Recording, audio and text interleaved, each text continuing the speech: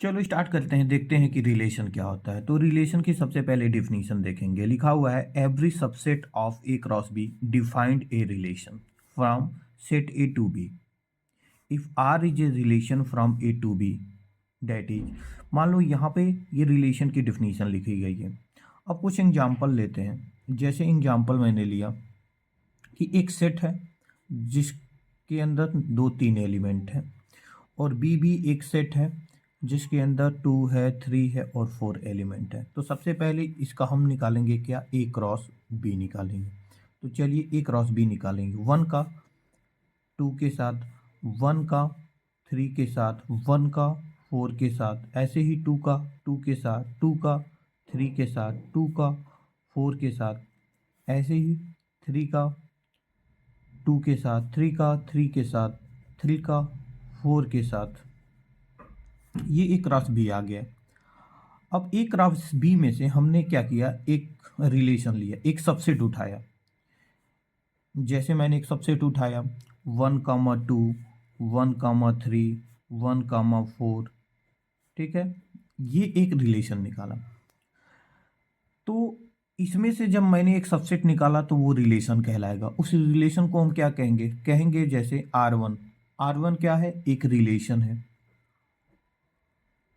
कहाँ से, from A to B. ध्यान से देखना। फिर मैंने कुछ सबसेट ले लिया 1,4, 3,4, 3,3, और इसका नाम दे दिया R2। तो R2 भी क्या होगा, एक रिलेशन होगा, और कहाँ से होगा, ए टू बी होगा। अब कुछ इंपॉर्टेंट नोट्स हैं उसको देखते हैं। जैसे यहाँ पे पहला पॉइंट है, पहला ए कामा बी बिलोंग कर रहा है आर में। तो इसमें 3 पॉइंट हम देखेंगे।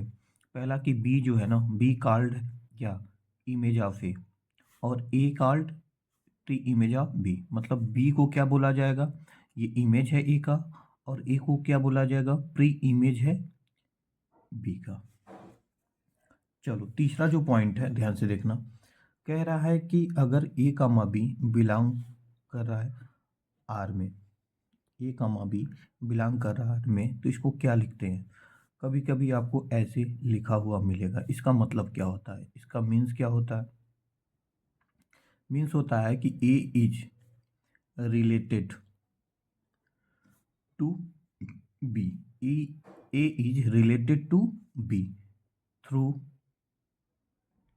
क्या, आर।